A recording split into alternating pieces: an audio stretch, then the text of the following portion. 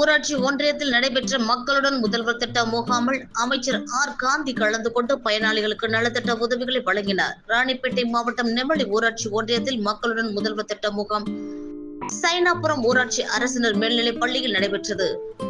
மாவட்ட ஆட்சியர் சந்திரகலா தலைமையில் நடைபெற்ற முகாமில் கைத்தறி மற்றும் துணிநூல் துறை அமைச்சர் ஆர் காந்தி சிறப்பு அழைப்பாளராக கலந்து கொண்டு முகாமினை பார்வையிட்டு ஆய்வு மேற்கொண்டார்.